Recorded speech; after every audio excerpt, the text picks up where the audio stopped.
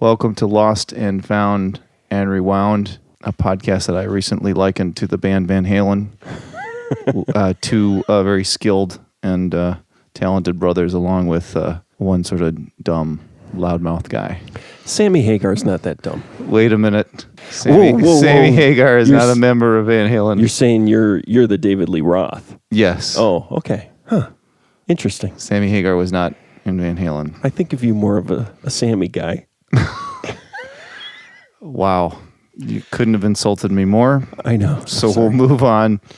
One housekeeping item I wanted to mention before we get on with our current subject is that IMDb this week came out with the top 5 most scary daylight scenes in cinema. And they listed the ceremony scene from The Wicker Man in that top 5 list, obviously in reference to the recent release of the film Midsommar. Although, of course, when this podcast comes out, it will have been 10 years since the release of Midsommar. But anyway, I am Chris Lost. I'm Found Jim. And I'm Rick Rewound. I've been practicing that. You did well. I just, when I'm looking at myself in the mirror in the morning, I say, Rick Rewound, Rick Rewound, Rick Rewound. Is that like a pep talk? You're like, you are Rick Rewound. It's just more trying to work around my odd inability to say the word rewound, which, could be a very quick lead into the Eric Roberts method of speaking, which is a delivery of the English language, which I always find fascinating. This film, not to jump on the synopsis, but was acted by my Uncle Bob and Matthew McConaughey. So just picture my Uncle Bob and Matthew McConaughey stuck on a train. That's basically this film. Did we say what the movie was? Jim, why don't we tell everybody what the film is today? We just watched Runaway Train from 1985 with John Voight and Eric Roberts and Rebecca De Mornay. And, it starts out as, a typical kind of prison film. They break out. They get on a train. It's a runaway train. It turns out Rebecca De Mornay is on it. There's a psycho prison warden who wants to kill John Voight, is chasing after them. And that's about it. Much less complicated than Wicker Man. It was a lot less complicated. Nice job, Jim. No, there's much more than that. I have an alternative synopsis. It was released in June of 1993 as the 4th single from their 1992 album, Grave Dancers Union, and became a success around the world in mid-1993. As the 4th single, what were the 3 previous singles to Grave Dancers Union? I don't know. We could do a whole podcast about Soul Asylum and Runaway Train, the record, and how that was basically the death of Soul Asylum as we knew it. I mean, that's essentially the Sammy Hagar of Soul Asylum. By the way, I saw the first appearance of Sammy Hagar with Van Halen. It was at Farm Aid in Champaign. Yeah. You were there? I was there. Wow. Was that around this time? Was that 1985? That was later. Well, around the time Runaway Train. So the Sammy Hagar talk is actually pretty appropriate because that was, when Sammy joined. I've seen. Oh, no, it would have. Yeah, 1985, right, would have been the time Sammy joined the band. But that sounds close, yeah. Now I'm starting to question that because I thought they had a record called 1984. They did. Oh, and that was with David Lee Roth. Yep. I'm not really that into Van Halen. Well, you should be. Sammy stuff I kind of like. I'm proud. Why do you say that? I guess that reverses the insult. All I know is I've seen Van Halen twice in my life, both times well after 1984, and both times were with David Lee Roth. Wow. So, and that takes effort. Yeah. Yeah. Oh, no. Yeah, I know. Anyway, enough about Soul Asylum. Well, the thing is, I don't mean to tangent too much, but I don't know about you, Chris, but at least Jim and I were very devoted Soul Asylum fans. They were an amazing band, and for people who only know Soul Asylum as the band that did Runaway Train, that's upsetting. That's well after I fell off the Soul Asylum train. I was a huge fan of Soul Asylum, although I've now gotten so old and cynical about Soul Asylum that I feel like their only full album was Made to Be Broken. Is that fair or unfair? Okay, we're way off. Yeah. Because we can't do a Soul Asylum podcast. Can you just answer that one question? Is there a good a full no album. filler Soul Asylum album after Made to Be Broken? I like Hang Time. It's a great album. Yeah. I like While You Were Out. Yeah. Great album. The Horse You Rode In On, that was when it was like, uh-oh, what's going on?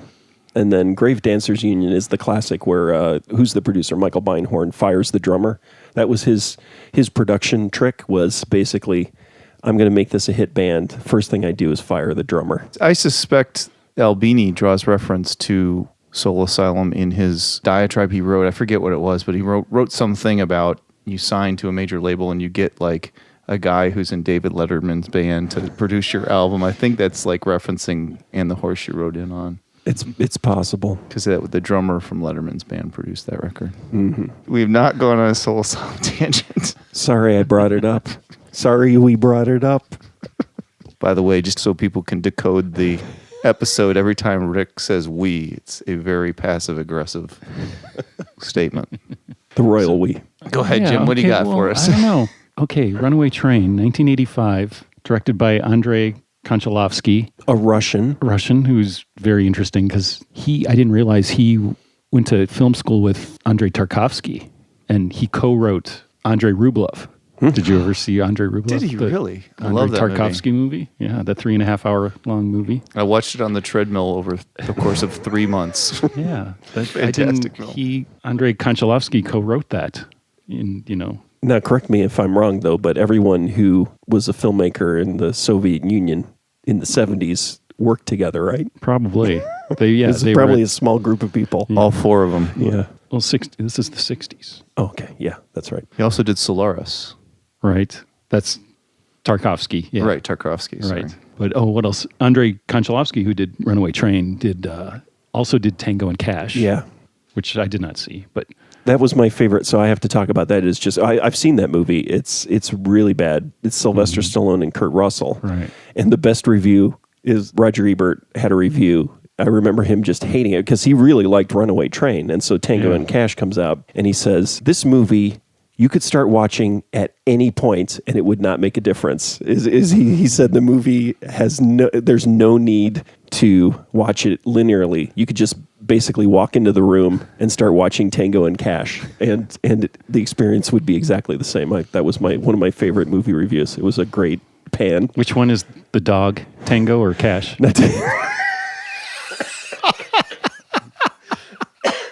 That's the thing, is everyone assumes that Tango and Cash is a cop dog movie, but it's not. So yeah, you're thinking of Turner and Hooch, that's what's even weirder is that he also directed the movie with Whoopi Goldberg and Jim Belushi, right? Okay. What was that called? Homer and Eddie.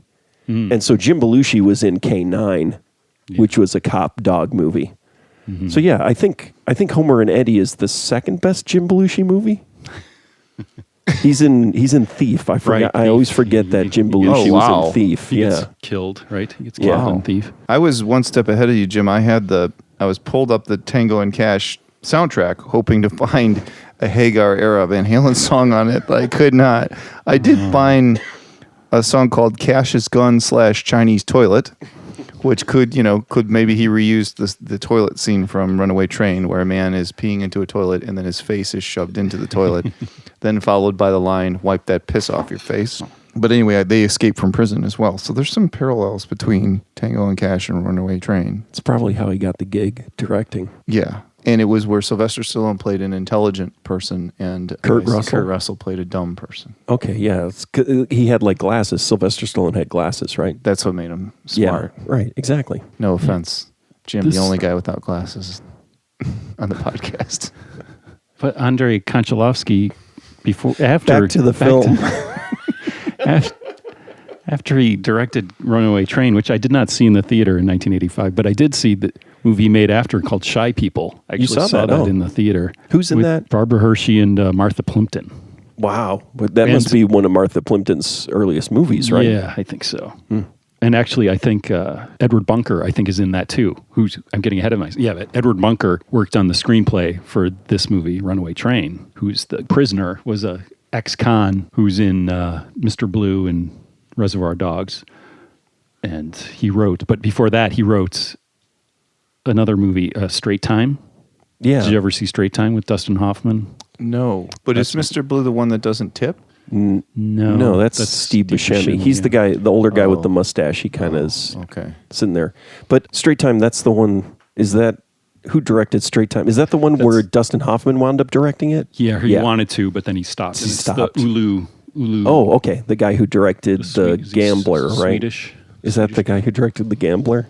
Ulu is gross. Grossbart, yeah. The Kenny Rogers TV special, The No. Gambler? Oh. Have you ever seen The Gambler with James Caan? No. I better write that down. Yeah, you better write that one down too. What was the other one? That one was a serious lapse. You saw the remake and you didn't see the original, and I can't remember what it was. I almost walked out. Oh, it did you was see? the Pelham. Taking of Pelham 1, 2, 3. Right. Yeah, so there are all sorts of things. We can continue. I've got notes about. There's things. all sorts of movies that we should see. We should see. We should really see. We might not have seen enough of the really cool movies. Look, I saw Tango and Cash. Oh, wait a minute. I'm on the wrong side of that argument. This was Danny Trejo's first film. Yeah, that's what it was. Edward Bunker, who wrote the screenplay, well, one of the revisions. Akira Kurosawa wrote the original screenplay of this movie, and Edward Bunker reworked it. And all the prison stuff is definitely Edward Bunker because he was a real convict, and that's what Straight Time is all about, a convict getting out of prison trying to go straight. And Danny Trejo, they knew each other in prison, and Danny Trejo was hired as a boxing consultant to train Eric Roberts for Runaway Train at the boxing scenes. And then Edward Bunker was on set and recognized him from prison. I was like, oh, and they met up and was like, oh yeah. And then the director saw him boxing, training Eric Roberts, and was like, oh, let's put you in the movie. So he was fighting Eric Roberts in the movie. That was his first movie, or that's when he got into films.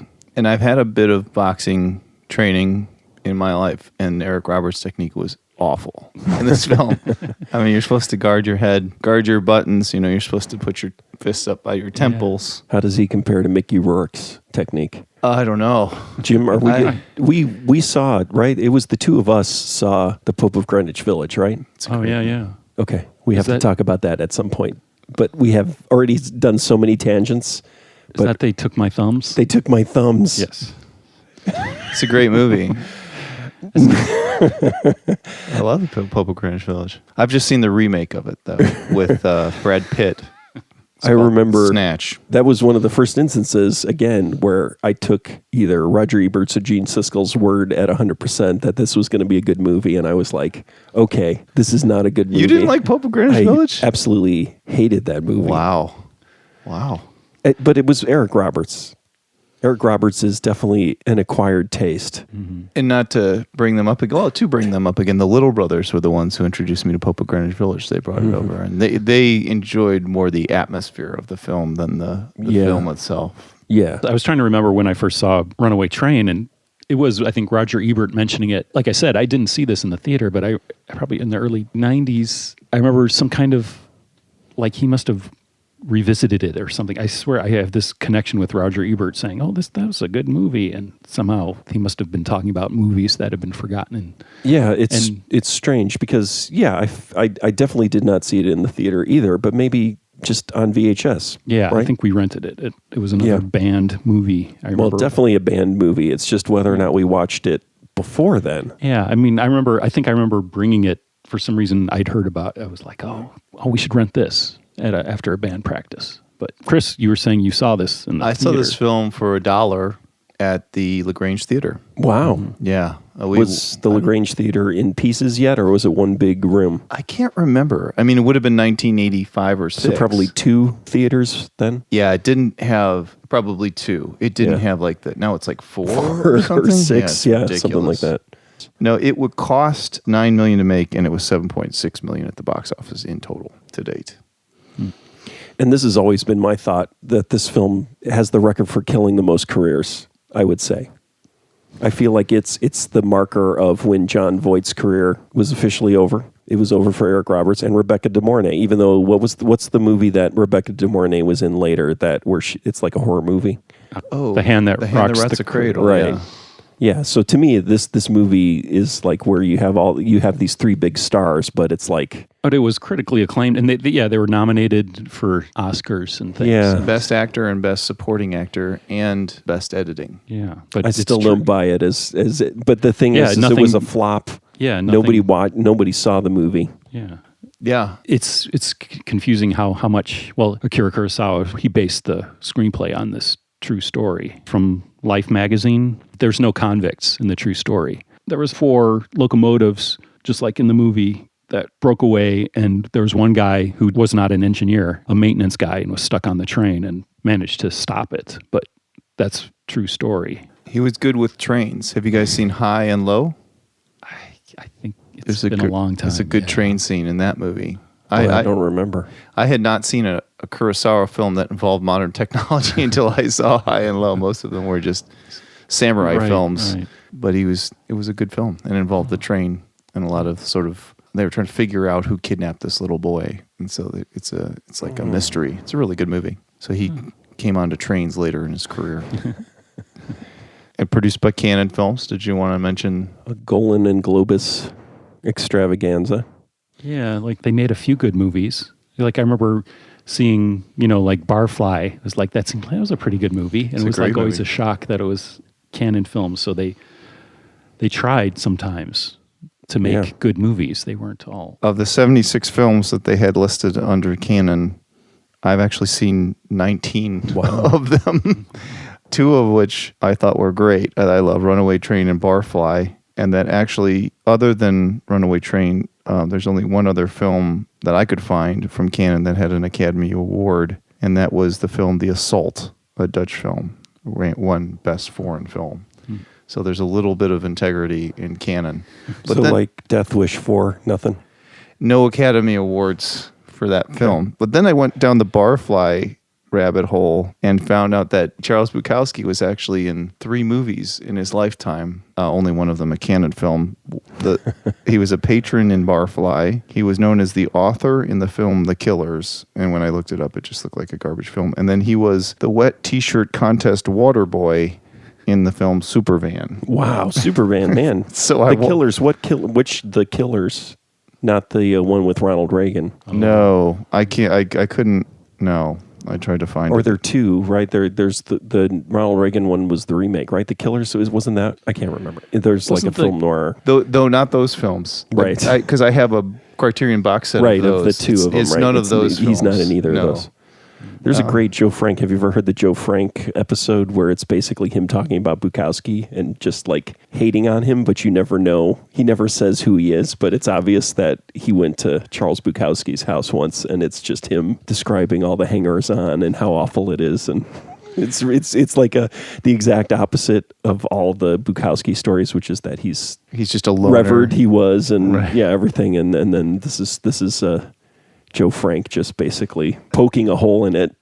That's one of those things where I as a mature human being, I look back and think, ooh, I was not a bright young man to admire Charles Bukowski. I've always heard that this is a metaphor for the Cold War, this movie. So there's all sorts of, and there's a moment where the warden yells, push the button, and then it's like, win or lose. What does John Voight say? Win or lose, it doesn't matter.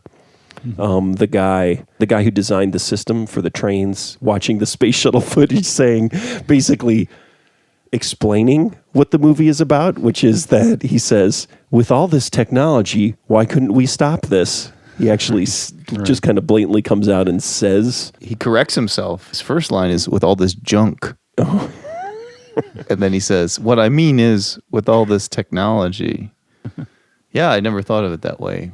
you'd think, though, after somebody in the movie themselves would actually state what the film was about, like directly like that, that may be I felt like as I was thinking about it, and then all of a sudden he said that, I'd forgotten that he actually just says that stuff, and then it's like, oh, okay, yeah, no, that is what this movie is about, because why would he say that in the movie? Why would they not explain it to us through a character if that's not what they were trying to get at? Which also means that somebody was not confident that the message was going to get across with this. Hell, even with the obvious lines, I didn't get it. So they were right. They were right to put it right there out there for us. But so my question is John Voight, if it's the Cold War. Or is it are they just different sides? So John Voight is like I think John Voight is Russia and the Warden is the United States. Okay, because if I were to there's pick sides. And there's Nietzsche stuff, right? There's like a Superman kind of like stuff. And then who's Rebecca De Mornay? What is she? She's just like the optimist of some sort, or does she fit into the superpowers thing? What is she? Europe? No, there were some lines in there that totally made her a hippie, right? I mean, she's like, I just believe they will. Like, she's like, they know we're out here and they're going to stop the train. She was the optimist. Right, so I guess that would be, so even if it was written in the 60s originally, because I also know Akira Kurosawa, what was it, Dreams? What's one of his last ones is all about? Nuclear war, right? So it was on his mind, but the hippie kind of thing, although there was more going on with that in Japan earlier, right? There was more kind of anti-nuke kind of, that happened a little earlier. Like everybody hears about the 60s stuff in the US, but there was definitely a lot of that going on in Japan. Like the UK, too. Why would the Japanese be anti-nuclear weapons prior to the 60s? Not prior to the 60s, I mean earlier 60s. So if he wrote this... That was a joke. Okay, we dropped a couple of right, yeah, sorry. See, I didn't get that. Do you want me to get the train conductor in here to explain exactly, to explain it. The guy who designed the whole system. But 1965. What I was thinking is 1965. If he wrote it in 1965, I think that's what it was, right? It was supposed to be then the original script. It was supposed to be 65 or something. So it sat around for a while. Yeah. But so it could be a metaphor now for global warming, right? Is that you just got a bunch of people arguing over shit that doesn't really matter. But in the inevitability, the train is still going to derail. And I think that's what it is. It's not specifically the Cold War. Maybe the Russian director skewed it a little that way, but it's probably more just a larger discussion about the apocalypse. Yeah, just how we kind of fight as individuals or as humans. We're fighting with each other, and yet the apocalypse is, the train is about to go off the tracks, literally. The idiom, the train going off the tracks, is made literal in this film because they're fighting and the train's about to go off the tracks. Absolutely. And I would say, to that point or to that scene, I'm a big fan of making films for cheap, and doing them rough and cheap. And I loved the idea of, well, instead of having some big dramatic scene where the train actually crashes and they both die, we'll just have John Voight get up on top of it and surf it into the abyss of snow and never show the train crash. And of course, that saved them a ton of money. You didn't have to make a model or crash a train. Right. So here's my thought, is they spent all the money on that first crash, the initial crash where they had the two trains going by, and then it was like they had no money. And then it was like, okay, we'll just have him go off into the distance there, and it's going to be good enough. That's what I'm saying. Right. I don't know if I shared this on the last podcast. I've shared it with you two before, but my brother-in-law has a saying. We have a saying together. That's not a problem. That's a solution. So every time we come up with a problem, we force ourselves to think of how that's actually a good thing. And right. I think that's what happened. They're like, we ran out of train crash budget. Like, that's not a problem. It's a solution. Yeah, and that's what filmmaking is, though, right? It is really, like, even on a small scale, or like doing music videos, all the small scale stuff I've done, you're always dealing with that where it's like, oh, you're going to have to make something out of, the empty pieces. Like you're going to have holes and you're going to have to fill them, and you're going to have to say, well, yeah, we'll just have them float off into the distance because, well, that's the great thing. Have you ever heard about the Three Stooges thing? So, those Three Stooges shorts where like sometimes they just run, they just kind of go all yell and they run off. That was because that was Friday afternoon. They had a week to make Three Stooges shorts, and if they ran out of time, they would just end it with them running away from the camera. That's amazing. I was going to point out that the only good Steven Spielberg film, the rule of how it was made was that's not a problem, that's a solution. And that he would not be heralded as the director he is today if that film hadn't just completely fallen apart on him. All right, Jaws. So what you're saying is like the robot shark not working, and so they had to... There's a bunch of stuff, people getting drunk and not being able to say their lines, and like all sorts of like things where technical issues. Yeah. He basically had to just... And then like there's something about finding John Williams and like using John Williams as the shark as opposed to the shark itself. And it's like all the best accidents that could possibly happen. Everybody heralds him for being such a genius, and most of it was just he couldn't make the shitty film that he would have made had that shit all worked. He's better at fixing mistakes than making... Right, that's why his films are terrible now, that he can do anything he wants and nobody tells him no. Yeah. Nobody's jumping on the anti-Spielberg bandwagon. Oh no, yeah, I am no fan. I'm not. I'm just glad to have someone else take the heat, because of course, if he's listening, he's going to remember our careers are over. Yeah, Chris Lost, not Rick Rewound, who's a big Steven Spielberg fan. I think we aren't fans. We question some of the choices he's made. Actually, one caveat: I have not seen Schindler's List. So the first time I watched Schindler's List, I was okay with it. Then I took a class on how art has reacted to the Holocaust. The graduate seminar where we basically tore apart Schindler's List, which I never thought could happen, but it was like, wow, it was like, oh yeah, this is, compared to what some other people, it's basically like, I think it's talking about the idea of how do you even make art about something so massive and evil and, devastating. And it's like to reduce it down to a 2-hour sort of film in some ways is not the right approach, but that's basically what the whole class was about. Is it's just impossible. There's just no right answer.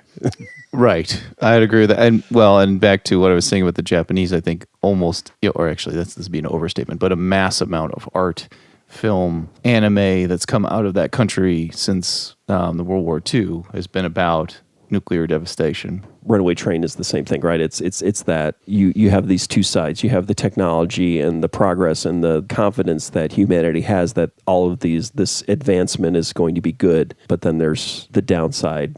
And so, Japanese culture would have a different perspective about that, right?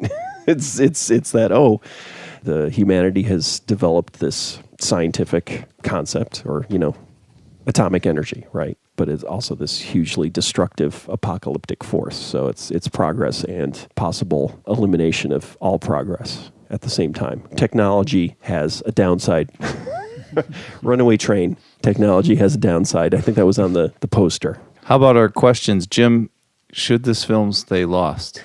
Do you think it's a good film? Oh yeah, I mean, well, it's weird. It's like both. It's kind of deep levels, and then it's got horrible, like, cheesy dialogue and like you were saying, like some kind of cringe-worthy, like misogynist kind of parts and very dated. And it's not just a dumb action movie. And I like the music too, I have to say. I'm sorry. It's like the corny, horrible 80s synth music. But I said this film was great. I loved it.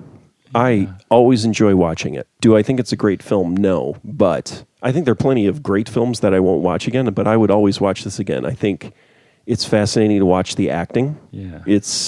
You're right about there's deep philosophical stuff going on, right? So it's not simply an action film. It's like, but we're talking about humanity. It's a philosophical film. They're talking philosophy as they're beating the crap out of each other, right? And, what is it? You're an animal, no worse, human. Those kind of things. And then the quote at the end that we discussed. And then it doesn't matter if you win or lose. And it's like we're both going to die. And it's like you're not winning, you didn't win. We're both going to die. That kind of thing. All that stuff. It's deeply philosophical stuff. But yeah, The Office, the scenes in the train control room. There's just really dumb stuff.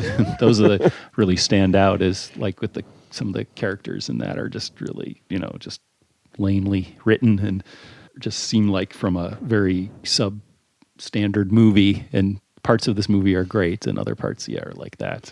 It's weird. It's a weird mix. And my thought too is, so I really do not like Rebecca De Mornay in this movie. I feel like every moment she's on screen, it kind of irritates me. Mm-hmm. But then the more I thought about it, and then I started listening to the things she has to say, and then I realized, okay, this is a movie written by men, a lot of it is written by people men who were in prison for most of their life, right? And so it's nice that there's an actual woman in the movie, right? Lawrence of Arabia doesn't have any women speaking, right? What did Akira Kurosawa do to go to prison? Oh, he didn't go to prison, but you could say Japanese culture is not necessarily, at the time, was not that female positive. Yeah. Right? And so it's kind of like, oh yeah, well, yeah, it's just a case of at least they have a woman in the movie, which maybe was a Golan Globus kind of thing. Is like, oh yeah, there's got to be some women in the movie. People won't go see a movie without a good-looking woman in it. Well, they didn't doll her up though. I mean, she was she's always a good-looking person, but I mean, she wasn't like in a bikini or no. That's true. And so I think her lines were, in fact, at one point I'm just like, okay, that line is crafted for her to represent a point of view. That's not what a human being would say in that scenario. Yeah. Because she had a little love heart earring. I don't know if you Right, noticed that. yeah. And so I was just like, oh, she's the hippie. She's the person who's optimistic about humankind while everybody else is being realistic about the situation, which is we're all going to die. Whether we push the button or not, we're all going to die. So faced with death, faced with an existential crisis, what is our decision? Will we be a hero? Will we try and, save ourselves? Will we try and kill one another just for the fuck of it? I think that all kind of came out, but the dialogue was very difficult to pull off, and it would have taken better actors to do. They didn't. I think it was well written to the point of the film, and I think situationally they did a great job, like writing the plot of the film and the scenarios. I just think bad actors had a hard time pulling off hard lines. And so I watched Risky Business again a while ago, which I have to say has not aged well at all. I find even thinking vaguely about the movie, I thought, oh, well, I'll watch it again and it'll be okay. But it seems really, really, I found it almost repulsive. But anyways, her in that movie, she's in that movie, like the way she acts in her character, it's much, I would say, darker, right? She's the darker character, right? Mm-hmm. Tom Cruise is the kind of innocent, and naive, but he has to do the switch over to be more worldly and everything like that. But then she kind of has a soft side too. But I think in that film she's a real actor. I think she's good. In this film, yeah, I think I don't know if she's the wrong person or it's just that she's not good at playing moony, happy, like hippie dippy, things like that. And then I was thinking, well, what other actress at the time could have played that part? I saw that like Karen Allen, who was in Raiders of the Lost Ark, right? Yeah. Was supposed to be that role. And I was like, she's tough in Raiders of the Lost Ark. She could have done it. Yeah, but then I thought, well, but Rebecca De Mornay is tough in Risky Business too, and she does great with bad dialogue in that film. Yeah, exactly. And then The Hand That Rocks the Cradle. That's the movie where she's the killer, and I don't even know if I saw that movie, but she at least it's a bad movie. It's a bad movie, but she can play a scary kind or like a deeper, darker kind of like a person with darker age. I feel like if you're a woman who's fallen asleep, works on trains, and has fallen asleep, right? She was an employee of the railroad company, right? She wasn't a stowaway or anything. So it's like, I just feel like there could have been a little more edge to that character as opposed to this kind of moony, hippie kind of, it's just weird. Interestingly enough, in Risky Business, when Tom Cruise and Rebecca De Mornay get on a runaway train, they decide to make love. That's how they handle the existential crisis there. And then that train, I think, crashes into Sears Tower or something like that. I can't quite remember that film. Yeah, the train. That reminds me. So it's the same music too. Right, exactly. Tangerine Dream. It's so that's the thing. Is like Tangerine Dream was the high end electronic music, for 80s films. Whereas then whoever did this music for this, it's kind of it's Trevor Jones. I looked up who did before this did Excalibur. Oh man, wow! Remember that? Of course you do. And he did some music in Time Bandits, Dark Crystal, Jim Henson, Labyrinth. Jim Henson, David Bowie, and Angel Heart. He did the music. Remember Angel Heart? That's an Angel Heart. Yeah. Saw back in the day around this time. Yeah, haven't seen that in 30 years. Yeah, I have to watch that again. See if it's still good. Yeah, he's like a British guy. Mickey Rourke is in that. Angel Heart. Yeah, there's a connection. There you go. Yeah, I connect Eric Roberts and Mickey Rourke together. And we were talking about Barfly. He did the music for Barfly. Mickey. Oh, who did? Mickey Rourke was in Barfly. Was in okay, Barfly. Yeah. It's the same group of people. Somewhat damaged. Golan and Globus production. That's all. That was my connection. Okay, sorry. Should Runaway Train be found, Rick? Would you recommend this film to coworkers? Coworkers. Remember that was the I know the question. Should it be found? I don't think it would reflect badly on me like Wicker Man would, but I think I'd still have to choose. I think when I make recommendations for movies, I do make a a judgment call on the person. I'm not just going to make a blanket statement. I think that's kind of the general theme of, I think that's going to be of this podcast, is these are movies that certain people should watch, but I would not recommend them for everyone.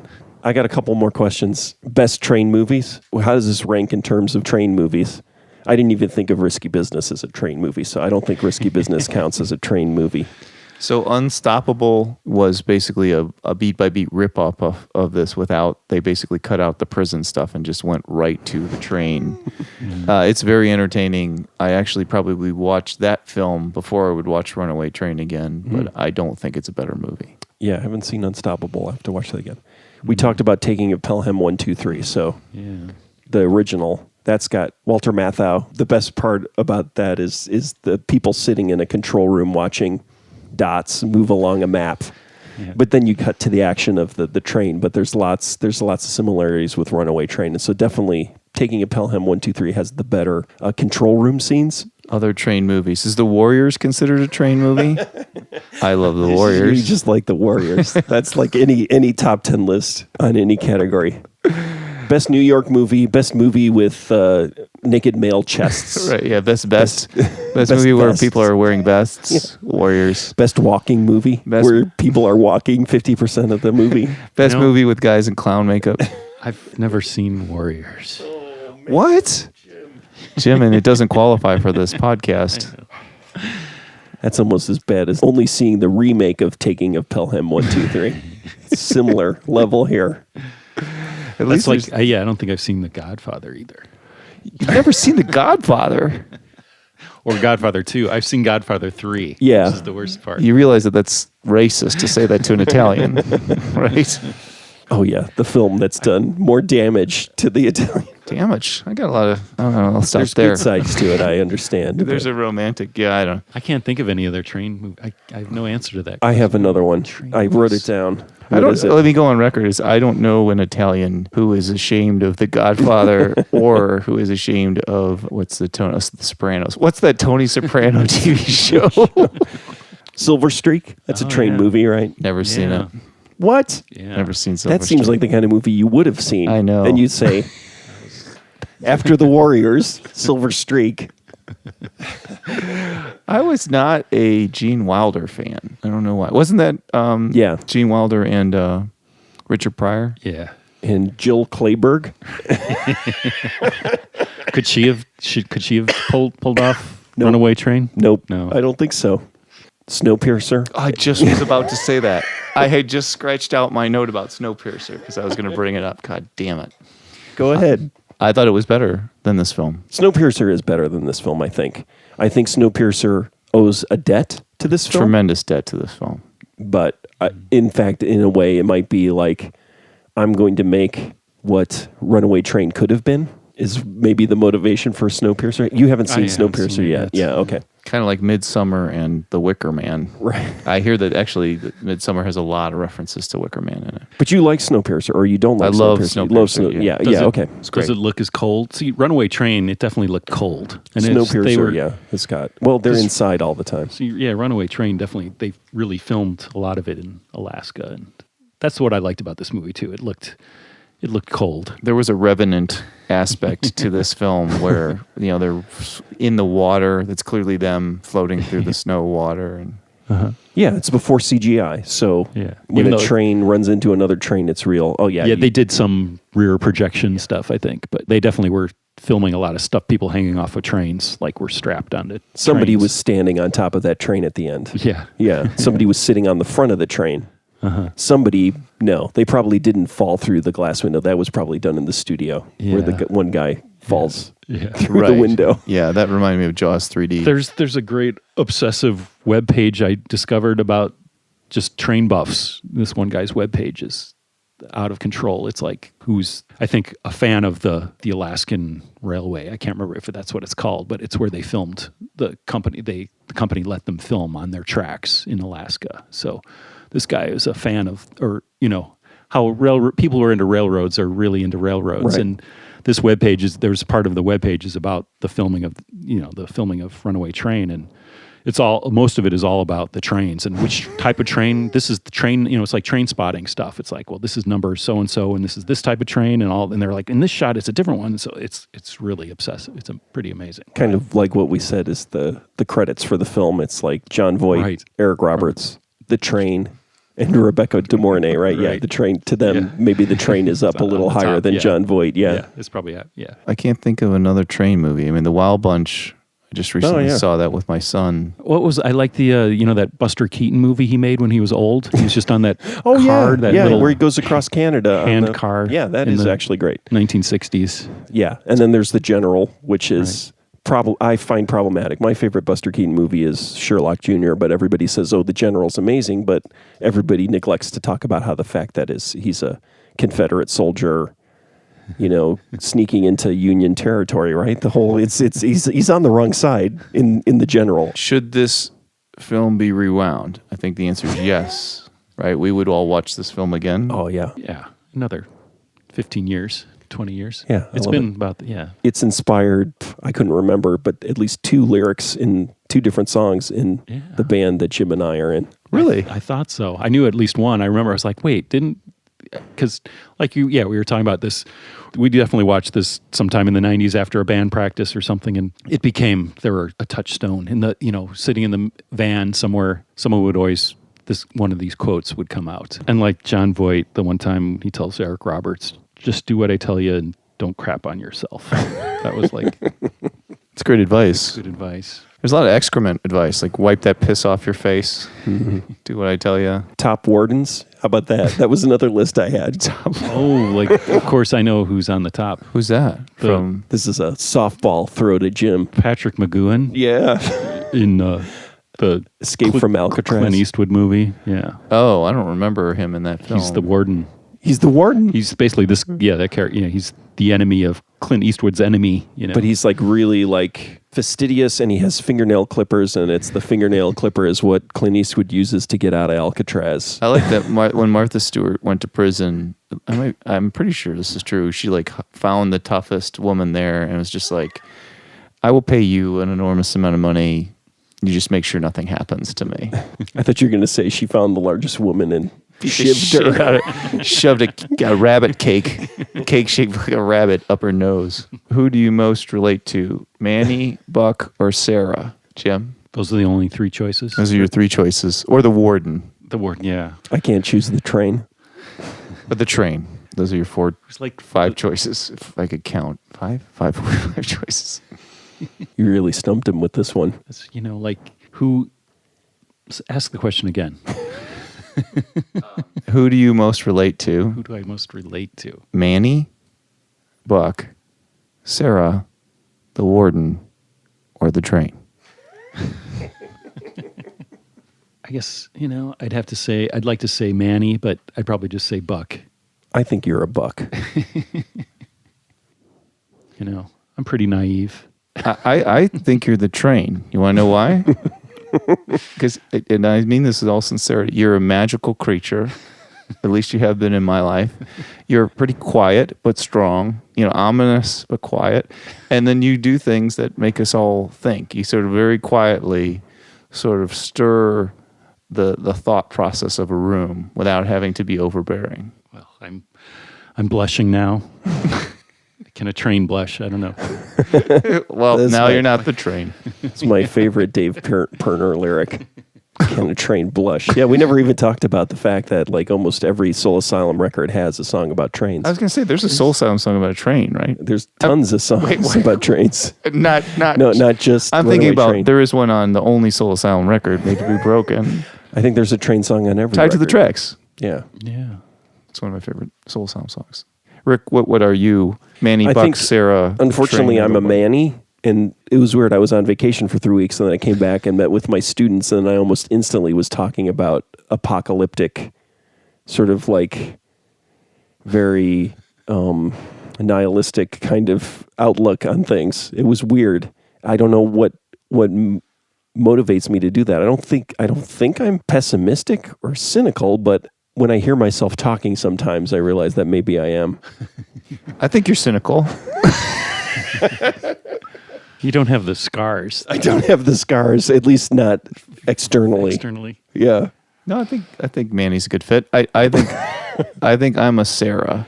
You're Sarah. I think that my optimism sometimes makes me seem a little dumber than I really am. If that makes any sense.